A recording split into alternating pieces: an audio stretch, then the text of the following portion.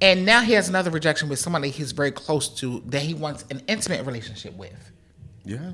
My best friend, and I feel feelings for my best friend. And that's hard.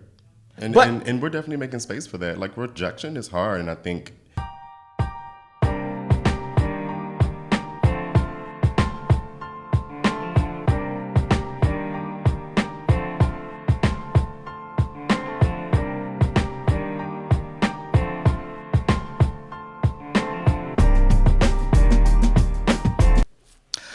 Hello. I am Tony Purnell. I'm your homie. I'm your brother.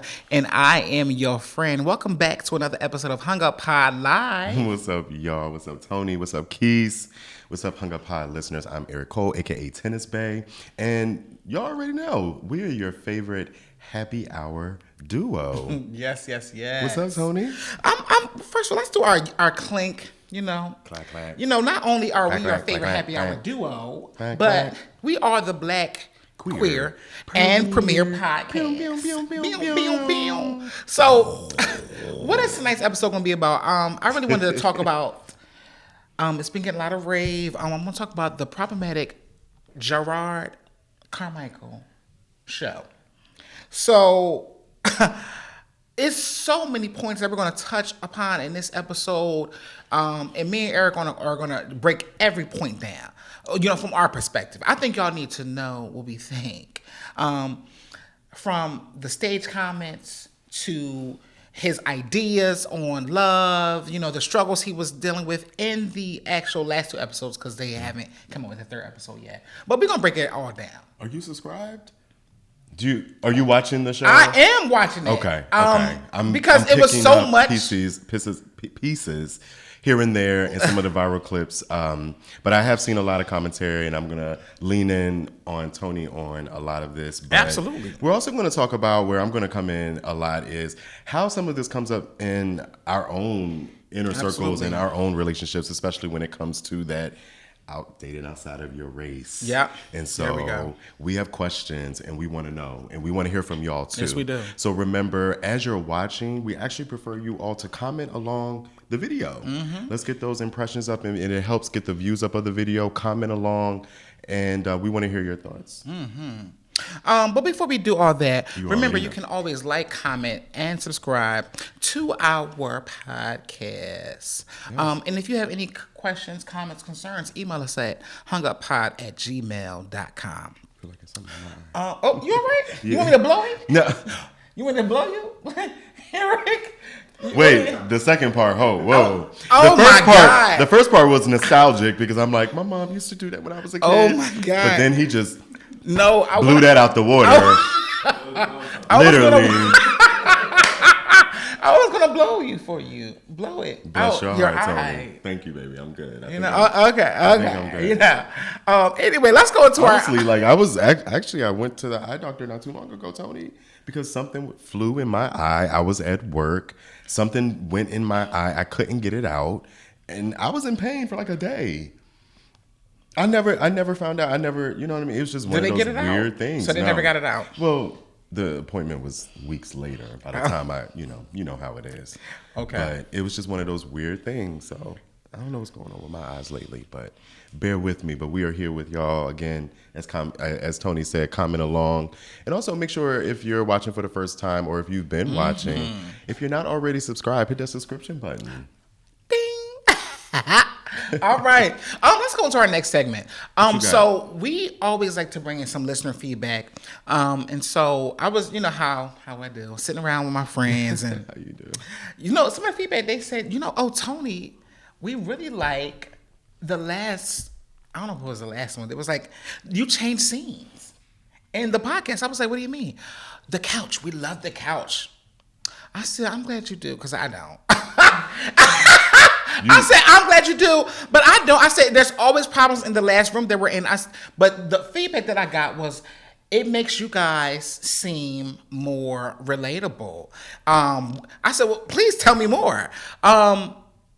They said, well, when you guys were, doing the whole stool thing, it felt like a legit production. And, Twas.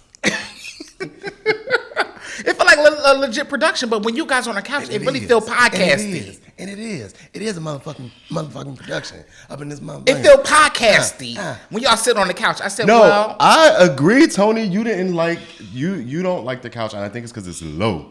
It says low. I'm a big boy, and it's hard to get up off that motherfucking couch. And it's not a lot of lumbar support. It's hard to get off that fucking couch. It is. You might need a I'm little. like, You know, hold on now. You know when you get to that age where you start making noises when you either sat down or get up. You know what I mean? It's one of those couches that make you do. Oh, I mean, we could talk about. But I actually agree with that feedback, and I find that very interesting. Thank you, viewer, for your feedback. Because especially like I like the couch because I can just Wait, okay. what'd you say, Keys? What was that, Keys? A Just ninja. be a nigga. And this is very much, yes, we are in production. We are, yes. You gotta be, But I want people to know, yes, this is a production. It is like it camera is. action. Whether we in a podcast studio, this studio, y'all don't see we got lights, we got cameras, we got the action. I want y'all to understand there's plenty of it here.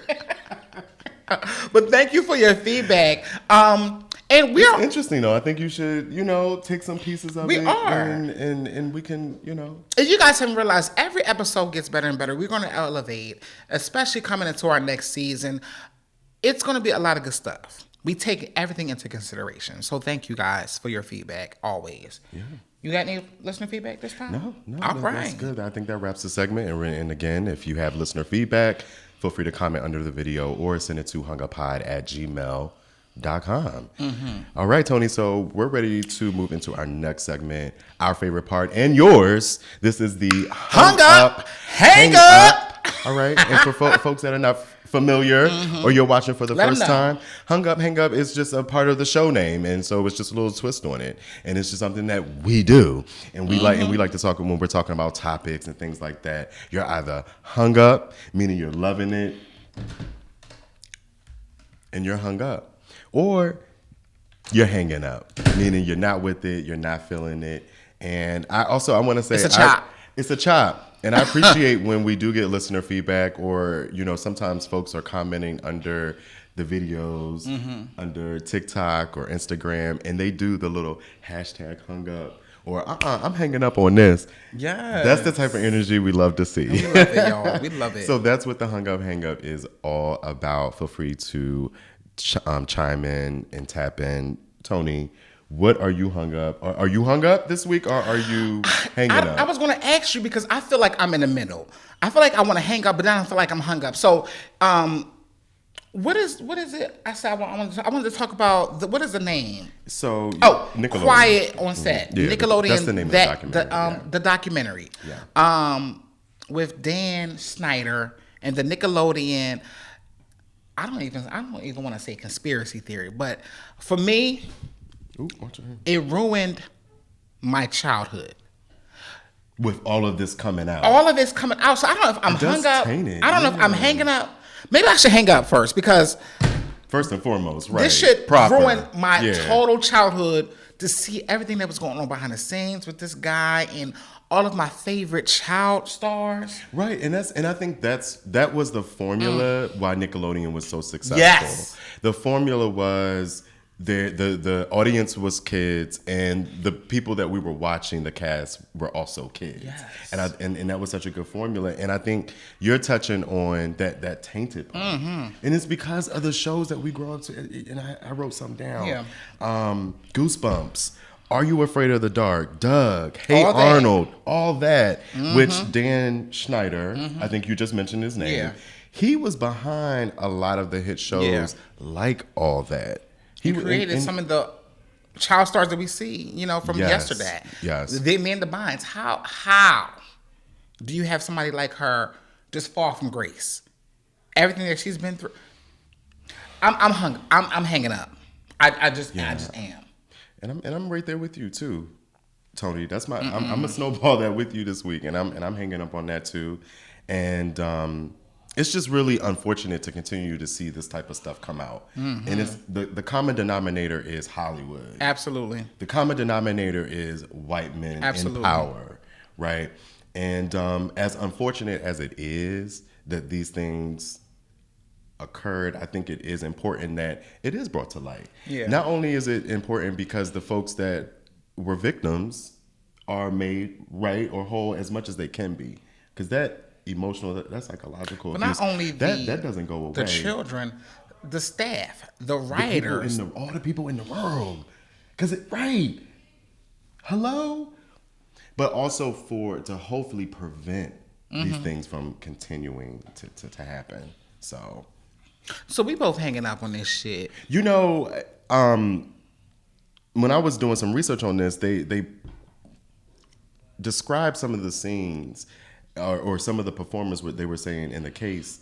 They said the young performers were put in scenes with strong sexual innuendos. And now that you look back, reminded me of that Tiffany Haddish and Ari Spears situation. Yes. Because it was the same thing. Yes. It's like, what's going on? And something else that I found out looking into the situation, they had the kids doing massages, massaging them for favors. But give me a massage and I'll put your show on, or I'll put your. And it's like, what's up with these creepy ass men with the massages? That's because right. Epstein was the same thing. Yeah. Had them underage girls. It's like, y'all crazy for massages. What's up with the massages? What? These white people. Is that like a gateway to be a devil? These and white inappropriate? people. Because you know they're coming in naked and just nasty Like, what the fuck? and just What's going on? God, it's just gross. But I think a lot of it's coming to surface, even with the sexual allegations that a lot of these celebrities are having now. A lot of this shit is coming to surface. It's coming up because you can't bury the darkness like that. They always say the truth will come to the light. It will. The light. So, the truth. The light. And I mean, we talk a lot about the Hollywood part of it, but it's happening a lot just in our own communities. We have friends, we have family members who are impacted by being or experiencing some type of sexual assault or abuse from a family member, and or not being supported by their community or by their family. We're still seeing that. So I have to call that out and just I agree. Send some love and support out there for folks. We're dealing with that. Listen, if you ever hung up or hang up, let us know. Remember to email us at hunguppod@gmail.com, and let's showcase it here with your favorite happy hour duo. All right, let's get into this episode. You ready? I've been itching. Tony was ready when he came and let me down in the door. You opened the door and you was like, bitch. I'm ready. Are you ready? Because I'm ready. I'm like, Tony, let's. Hold on. Get me up the elevator. Let me get dressed first. Get me up the elevator. But no, let's get into it, Tony. Where do you want to start? I mean, first of all, there's so many avenues we can look into. Like, what set you off first? What piqued your interest about it first? To be quite honest with you, I was not very familiar with Jerrod. I said his name right, correct? Thank you, producer. I've heard the most about this man in the past 2 weeks, and I really have heard all my life, and honestly, it hasn't been very good. I've done a lot of research, or some research into him, and I know he's a comedian. He has a show right now, Carmichael Show, which people love out there. The reviews are like people are enjoying it. But then you have this documentary that has come out where he's stepping into his gayness, his queerness, and saying, "Hey, I'm living my life." And episode 1 was a strange interaction with him and Tyler the Perry, which I kind of want to unpack with y'all. Not Tyler the Perry. Oh shit!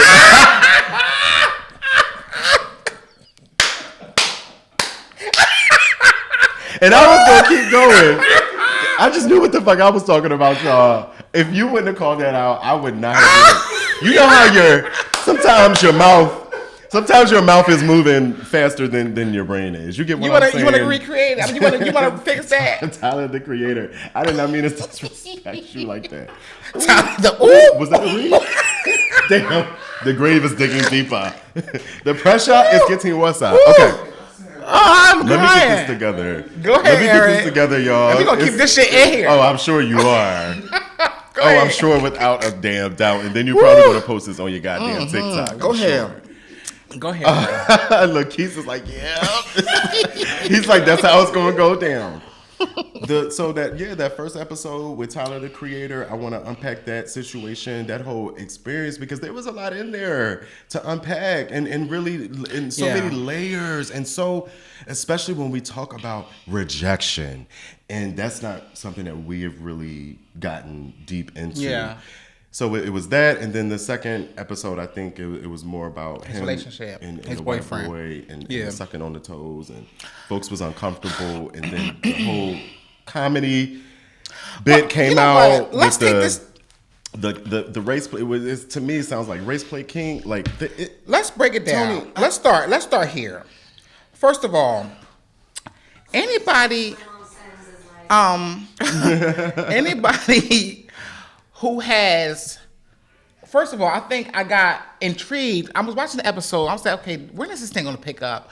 When I saw the notification from this app, okay, so y'all see this app. One, this app right here was a Grinder black boy. I said, hold on. Okay, I'm lost. On the first episode, it was a notification that came across his phone, and it was a Grinder notification. Oh, right, because he's looking for love, and he's been on the apps and all of that. So Grinder is okay. I said, and it's a black boy. He's a black boy. Okay. Anybody who got this app, has a Grinder app, and you a black boy, first, immediately my ears went up. You got to go. So because for me, it's more Jack for the brothers. Thank you. Right? Okay, gotcha. For me, I was like, oh, we gonna hold on now. Where's this gonna go? I was waiting in anticipation. Where the fuck is this shit about to go? When I saw that notification on his cell phone, because the camera's panning on his phone quite often, and I said, oh, where did it go? Grinder. Okay. Well, you know where it came since the fucking episode came out. White people. I said, hold on, this is problematic right here. So just seeing that alerted me like, what the fuck are we getting into? That was the first alert for me. The Grinder application. Okay. And then openly invites people out to his, I don't know if it's his hotel, his condo, his apartment, whatever. And what I'm hearing is all white men. For me, I was on that immediate Grinder got you alert. together. Yeah. Yes. Yeah. Because you're already like, okay, this is the space that you're in. And so like, I've seen some commentary around it. And so I want to, shout out Justin Sylvester, I believe, talked about it. Justin Sylvester is from E! News. And he talked about it, and he was asked his feelings and opinions about it, and I posted it on my page. And he was very much of the mindset of, well, there's a lot of trauma, when we're growing up. There's a lot of trauma that we deal with from our uncles, from folks at school, and these are black boys. These were black boys who traumatized me, and because of that,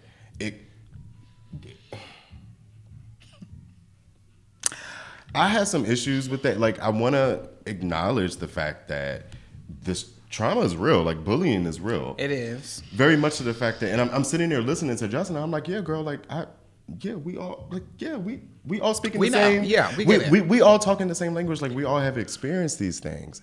My question is, it's just really interesting to see when folks lean out of the community, meaning run into that white man's arms or run into that Grinder app, as we saw, and run it. So what did you witness in that first?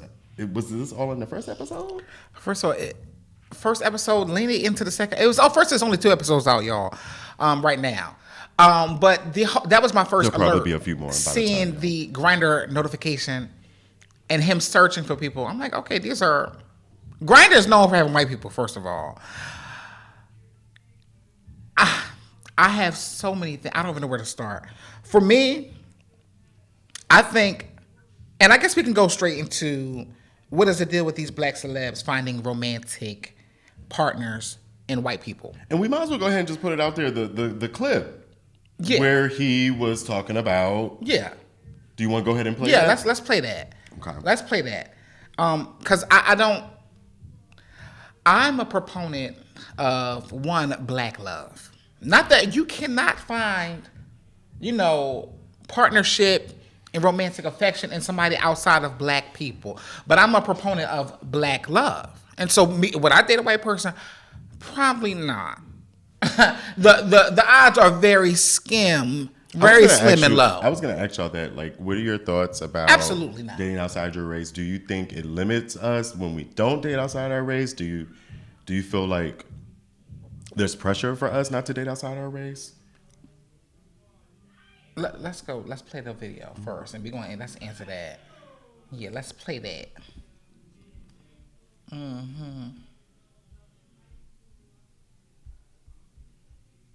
Joke to him that like our relationship is like that of like a slave and the master's son who like teaches me how to read by candlelight. Yeah, he groans too because he's a good person. He doesn't like that fucking joke. I like that joke. That's my burden. I think that shit's hilarious. Yes, sir. Marie Antoinette, sir. I don't know what that is. Yeah, that's a joke. That's from. Teaching me how to read by the candlelight? What kind of 12 years of slave shit is it? So, I just don't. Okay, his style of comedy. Let's just talk about. Let's break down his whole aura with this whole thing. His style of comedy is not working for me.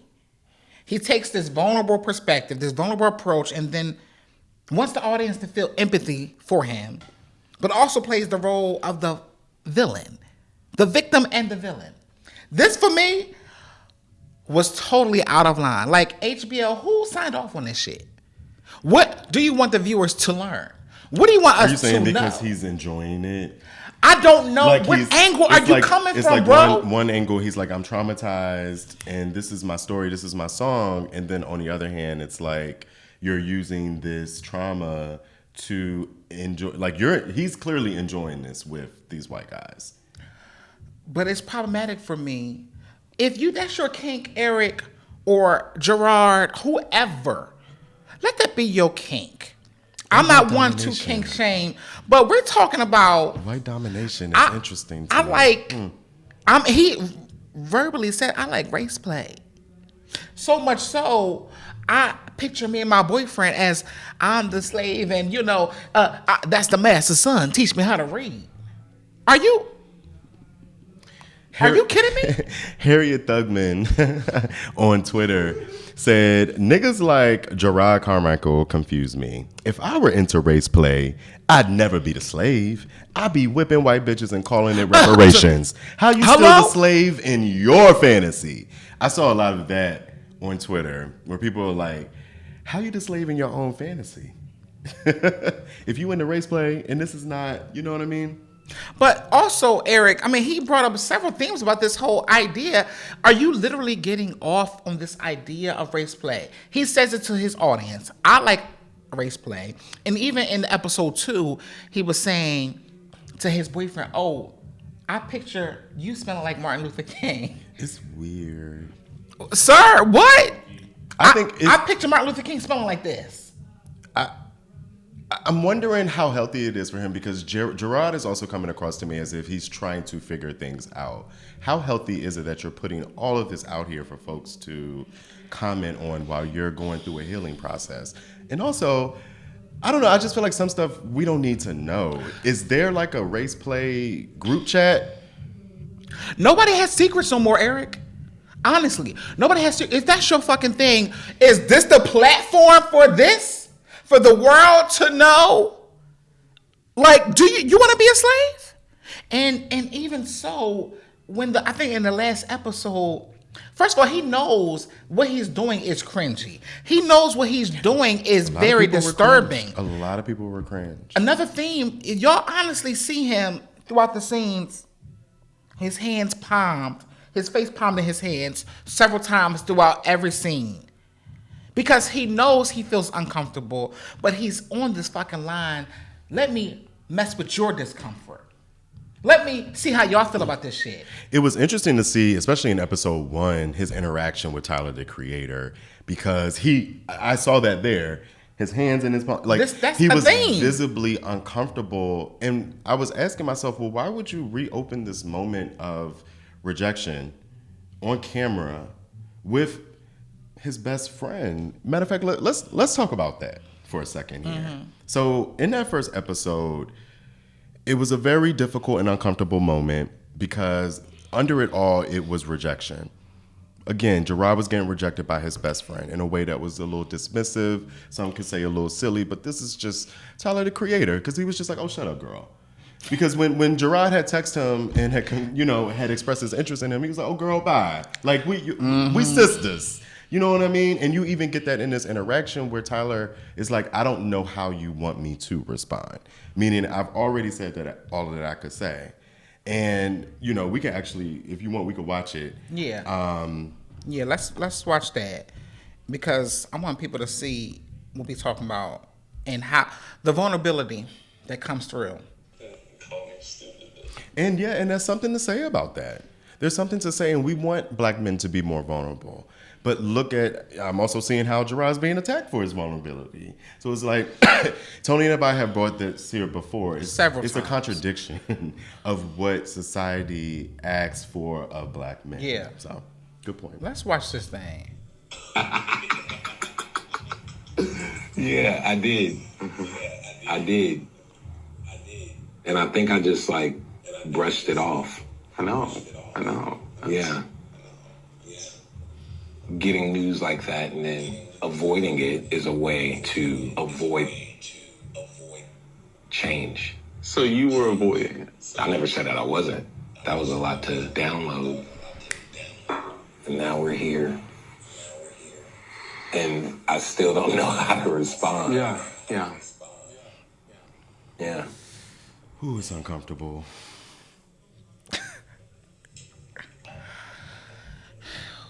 So that vulnerability piece, he let himself open. You see in the episodes he's literally working himself up to have this conversation with Tyler. For me, I have so many questions. As a rejection piece from him coming out, because I don't know if y'all know, but he recently came out 2022 as gay, literally 2 years ago, very recent. And he deals with the rejection of his family, his mother, his family. And now he has another rejection with somebody he's very close to that he wants an intimate relationship with. Yeah. My best friend, and I feel feelings for my best friend. And that's hard. And we're definitely making space for that. Like, rejection is hard. And I think anyone watching, all of us in this room, we've all dealt with rejection on some type of level. But I think when it comes to dating, it's especially difficult, especially when you worked up the nerve to tell the person that you had interest in them, and then they kind of brush you off. That was kind of dismissive of you, Tyler. But then Tyler also explained, I don't know what to say, and so that was my go-to. Yeah. That's why I brushed it off like that. Because I think it definitely put him in an uncomfortable space. He definitely looked uncomfortable for sure. But because you rejected me, do I now get pushed into the lap of a white man? I was wondering if that was the setup for what we were seeing, and after that, it's kind of like, see y'all, I'm constantly being rejected by black men. I'm constantly being bullied by black men. So this is why. Let me go over here because I'm not saying that's what it was. I don't know if I was wondering. I'm like, is this the setup? But we're putting pieces together. We're putting theories together. If that is a theory, this black guy rejected me, so I'm going to the lap of a white man. And talk about the lap and the motherfucking feet in your mouth, white man. And I think it's less about the rejection. It's yes, rejection in the moment, but I think it's compiling, right? It's that rejection from childhood. Absolutely.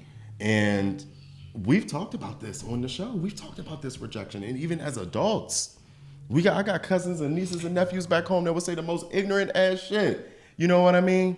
But I also got first cousins. I got an uncle. I got a niece. I got people who would ride or die for me, and they might not understand everything. They might not know all the terms and all of that, but they're still there in the way that they can be there. You know what I mean? But I can't put my stamp of approval on that aspect, Eric, because I this constant theme of you playing the victim and the villain is really moving me emotionally, and I'm like, I don't understand what way this documentary, if you want us to learn, you want us to know about this. Yeah. For me, the victim piece, the rejection, the addiction piece. We're gonna talk about that really quickly. The addiction piece, meaning having a sex addiction, because he was talking about, I want to be monogamous with my boyfriend, but you see this man literally cheating on him in these episodes. Yeah.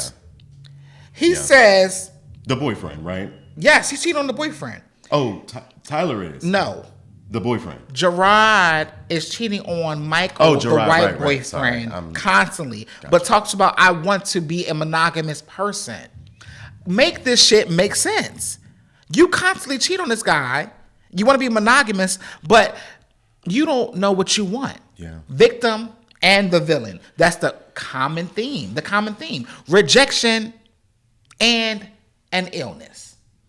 The addiction, illness, the rejection, the trauma from my family, for me. The rejection being a catalyst of going into your toxic ways. Absolutely. Folding into that. Yeah. He said, sex offers me power and control, and he also uses it as a means to escape.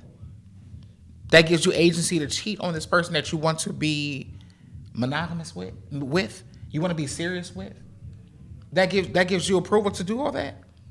I think it's interesting because I think a lot of folks struggle with monogamy. And the more and more people that I talk to, relationships. And it's like 50, come on, talk 50, about it. Where I hear, just as much as I hear about open relationships, it's just as much as I still hear about people who want to be in monogamous situations. It's really interesting. So I struggle with that.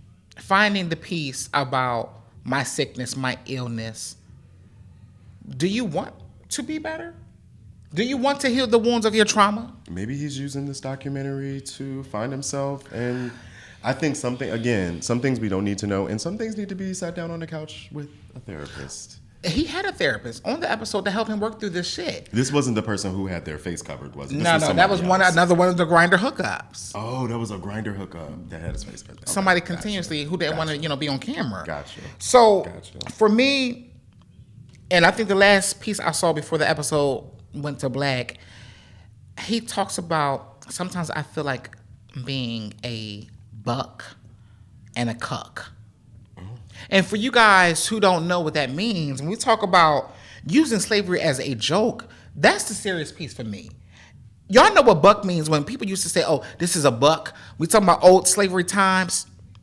A buck refers to a male slave in an animalistic way.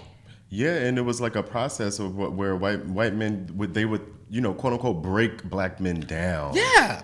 To make them subservient and make them feel powerless and not have any autonomy or anything, no humanity, anything. I can't get with it.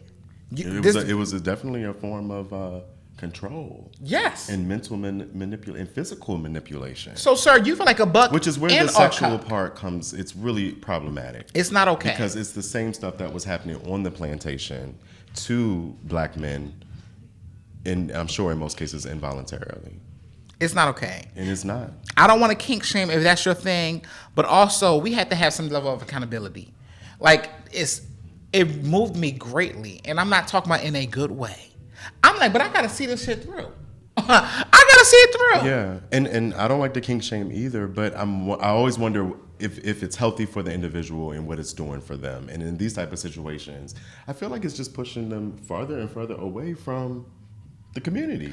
And that's where my last comment to you was going to be on this, was like, how do we do better? And I'm speaking to the community and the people who are listening, because right now both sides are just screaming at each other. Yeah, yes. You understand what I'm saying? That's right. So I'm just wondering, what can we do better? How can we help our brothers and sisters out there to lean back in, to be able to share their experiences and feel heard and feel seen, but also be open, right? Now, I understand, like we always say, Harriet Tubman had that shotgun. Some people have made up their mind that this is what they want to do. And my suggestion is let's not argue with those folks. You coming or not? I'm not gonna fight you for your healing. But I think it's a conversation. And it is a conversation. Something tells me we don't have all the players yet at the table to have. We 2 episodes in. 2 episodes in, literally.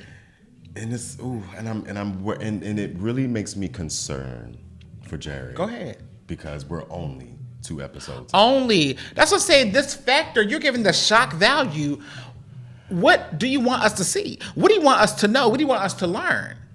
Okay, and that's why I said I have to see this shit through. And maybe there will be more. You know what I mean? Because there are more episodes, so maybe we'll get to unpack some of this. From what I was seeing from some of the folks that were out there who were fans, they were kind of expecting to see this journey of, Jerrod, I believe he's from the South, his relationship with his parents, his religious family. Absolutely. Because we can most of us can relate to that. And I think a lot of people were expecting to see a little bit more of that. So maybe we will see some of that unfold in these next few episodes. I cannot relate to being a coon. And I cannot put a stamp on it. Because it's like, yeah. Are you just doing this because this is you being a comedian? And you saying your style of comedic gesture is okay? Not okay with me. And this type of ignorance and toxic. It's a chop. Yeah, it transcends the community. We see it in the OnlyFans, and we see it with the... That's your platform. Because the ones that perform and prefer white men, the ways in which y'all talk to the black community, I can't think of the name right now, and maybe we could post. We'll post maybe a screenshot of the guy with the dreads and the contact lenses, and folks will talk about us. He had the... Y'all know what I'm talking about. Y'all were eating them up for them. Ooh, for them clam hands. Ooh. It's the way y'all even talk to us. It's like you've completely removed yourself from the community and you're talking to us as one of them. And it's not a us thing. It's a y'all. I hate y'all niggas. I hate y'all. Y'all broke. Y'all this. Y'all that. Y'all. It is just like... That's why I question how so many of these black celebrities are wanting to date romantically with white people. And that comes up a lot. People are like, where's the black love? We don't see successful, and well, let's be honest, we don't have a lot of successful gay celebrities. But the ones we do have,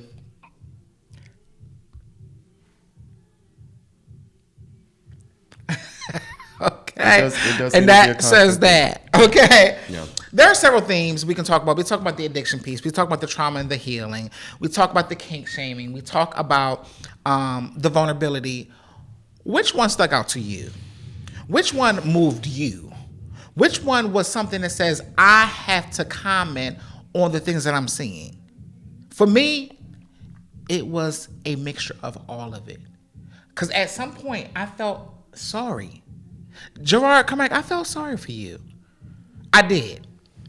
And I'm going to say that honestly, because a piece of me wanted to hold you. A piece of me wanted to connect with you and say, this ain't it. Yeah, as a matter of fact, you're making me think of another therapist I was watching online, Miss Denise Brady. Go ahead. She said, folks, be careful. Don't waste your vulnerability on people who can't hold space for you. Say that again for the people who didn't hear it in the camera. Miss Brady on YouTube says, don't waste your vulnerability on people who will not hold space for you. And she was really directing that toward Tyler, that whole interaction between them. Come on. Like, why are you opening yourself up like why? This? Don't do that. You were already rejected. Let's do some healing and work through that. No? Okay. You want to try again on camera in front of everybody? Hello? Oh, you want to put it out for the people? Where your best friend is already uncomfortable with that. Y'all, you want to talk about it first before you... Hello? And he said, I want to get it on. He said, he was so pressing, I want to get this moment on camera. Because Tyler was kind of shocked, like, oh, are we recording? Oh, okay, great. And here we go. And he was so thankful when the food arrived. He like, oh, the food. Come on in. Bring the food. Bring it in, please. Saved by the bell. Hello? So we can go on and on and on and on. And it is a larger conversation. There's some things we didn't get to talk about. We would like to hear from y'all. Are you open to dating outside your race? Have you? Why or why not? Dated outside your race, and what experiences did you have, good or bad? Why or why not? Like Tony said, we would love to hear from you. Comment right under the video, y'all. Yes. And if you want to be a little bit more incognito, you can send it to hunguppod@gmail.com. That's the best way to get our attention. But until then, we love you and enjoy another episode of Hung Up Pod Live with Eric and Tony. Right. World peace. We'll see y'all next week. Peace.